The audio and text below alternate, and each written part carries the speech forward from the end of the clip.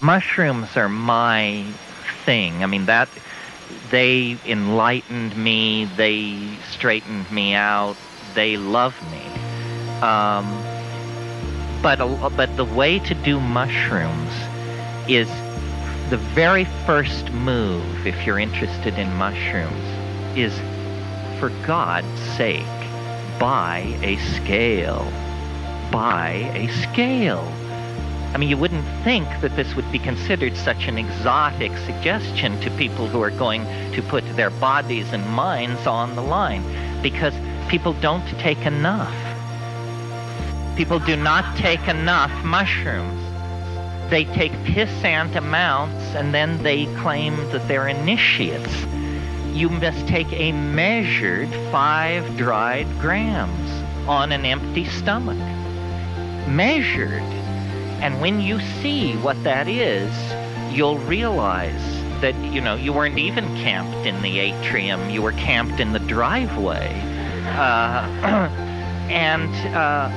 Mushrooms in some ways, I mean, DMT is the most terrifying and astonishing thing in the universe, but it's very hard to know what to do with it.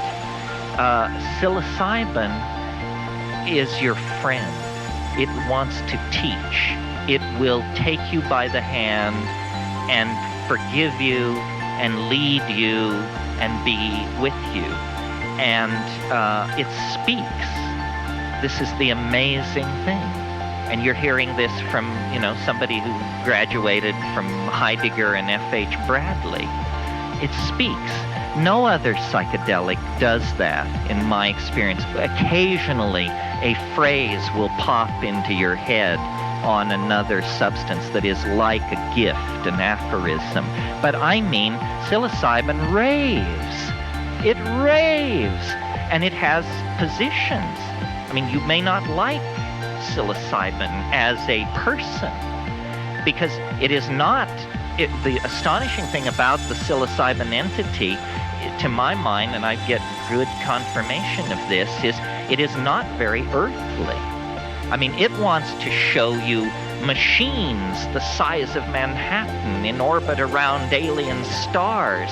It wants to talk about the sweep through of the which happened before the Earth cooled, and it, has seen the empires of the Rull out at the rim and all the rest of it. And it's very puzzling, this cosmic galactarian tone, because then you switch over to ayahuasca, which is literally just a twist of the molecule, just the tiniest tweaking of the molecule, and suddenly it's about childbirth, rivers, the land, the feminine, looking inside your body, curing diseases, feeling, telepathy, communication.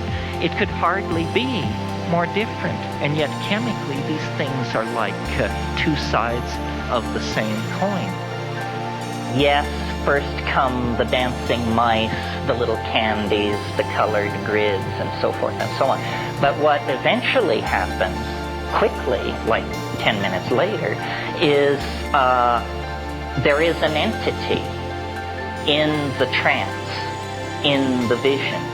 There is a mind there waiting that speaks good English and invites you up into its room. And what it is it's a voice in the head that people strove to attain for 1,000 years. This was the sine qua non of intellectual accomplishment in the Greco-Roman world, and the Logos told you the right way to live. And this is sort of what you get with psilocybin. You get a voice that can confound you with the depth and brilliance of its answers.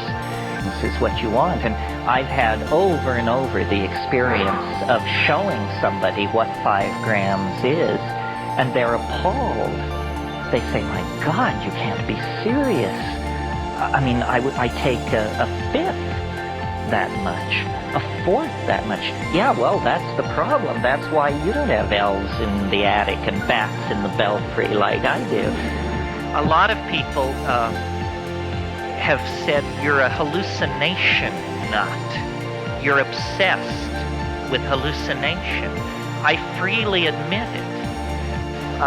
But I will defend my obsession with vision.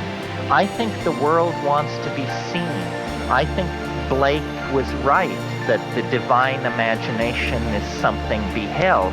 And for me, the visions are the proof that this is not my mind. And the visions are the proof that this is not simply chemical chaos in the nervous system.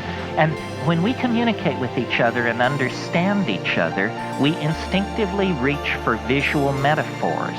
I see what you mean. Look here, fella. She painted a picture. His words were so beautiful. It means that we really associate meaning with seeing something.